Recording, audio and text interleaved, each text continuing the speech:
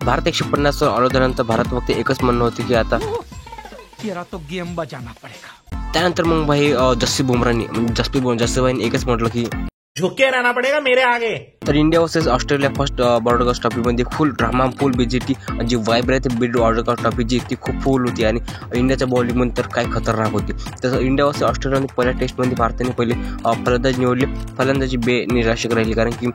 सर्वप्रथम तर के एल राहुल चांगली फलंदाजी केली होती पण त्यामध्ये आऊट नव्हती खेळतो। आय थिंक बॅट आणि पॅटच्या संपर्क पॅटचा आवाज आला त्यांना असं वाटलं की बॅटचा आवाज आला पण बॅटची कट नव्हती आणि यामध्ये डिसिजन बरोबर घेतलं नाही आणि के एल राहुल आऊट केल्यानंतर भारताची पूर्ण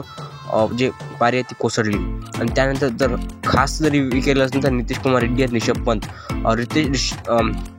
नितीश कुमार रेड्डीने चांगली पारी खेळली कारण नितीश कुमार रेड्डी जो होता तो डेब्युटेंट होता आणि 41 रनाची एक चांगली नॉक खेळली त्यामुळे 150 रन बनले आणि हायेस्ट रन स्कोरवर राहिले या मॅचमध्ये 41 रनानं। त्यानंतर रिषभ पंत सेट झाले होते सेट झाले तशी पिचच सेट कारण की जी बॉल्समध्ये मी तुम्हाला पहिलं प्रिव्ह्यूमध्ये म्हटलं होतं की या पेसर्स खूप डॉमिनेट करणार आहे आणि तसं ऑस्ट्रेलियाचे पेसर्स जॉश हेजलवूड आणि पॅट कमिन्स मिचेल स्टार्क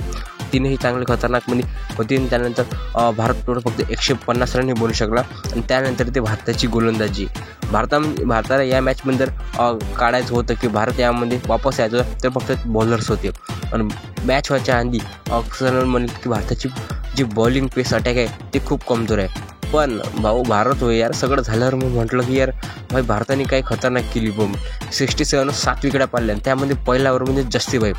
जसप्रीत बुमराहने लगातार 3 विकेट घेतला। पहिला जे तिसरा ओव्हर होता त्यामध्ये जसप्रीत बुमराहने 1 विकेट केली त्यानंतर विराट कोहली 1 कॅच ड्रॉप केले काही विषय नाही। त्यानंतर ते मग जसप्रीत बुमराहचा 5वा ओव्हर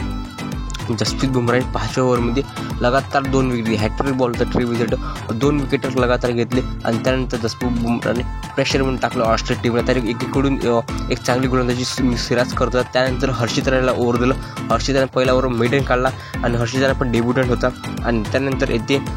ट्री विकेट हर्षित राणाच्या ओव्हरमध्ये 2 चौकार मारते त्यानंतर डबल हर्षित राणा तिसरा ओव्हर घेऊन येते आणि तिसऱ्या ओव्हरमध्ये कॉटन बोल्ड भाई हर्षित राणाने हे खूप खतरनाक केलं कारण की हर्षित राणा ट्रेव्हिस हेडला फक्त एवढंच म्हटलं की आणि त्यानंतर काही खतरनाक फलंदाजी केली काही गोलंदाजी केली हर्षित राणाने आणि जो ऑस्ट्रेलिया तर डॉमिनेट करतो त्यानंतर मोहम्मद सिराजने लगातार 2 विकेट घेतलं आणि या मॅचमध्ये जर कोणी प्रभावित केलं असेल ना तर ते फक्त गोलंदाजाने इंडियाचं गोलंदाजाने कारण की इंडियाचा पेस अटॅक जो आहे ना तो खूप रेटिंग कमी दिली तर इंडियाचा पेस अटॅक कधी चांगला नाही म्हणे मोठे एक्सपर्ट जे म्हणे पण भारताचे अटॅकने म्हटला की भाई ऑस्ट्रेलियाचे काही चांगले मोठे player Steve Smith Marcus Labuschagne Usman खाजा आणि ट्रेव्हिस हेड काही गंड्या उलवल्या पण एक चिंतेत आहे की विराट कोहलीची फॉर्म म्हणजे इंडिया बॅट्समॅनची फॉर्म कोणाची पण नाही विराट कोहली स्ट्रगल करत आहे मला वाटतं की विराट कोहलीला आता फॉर्ममध्ये यावं लागेल सेकंड इनिंगमध्ये लवकर मला वाटते उद्या मॉर्निंगमध्ये लवकर इनिंग संपून जाईल आणि त्यानंतर कमबॅक करावा लागेल आणि सध्या तर भारत या संधीमध्ये असेल या रणनीतीमध्ये असेल की ऑस्ट्रेलियाला लवकर 100 रनच्या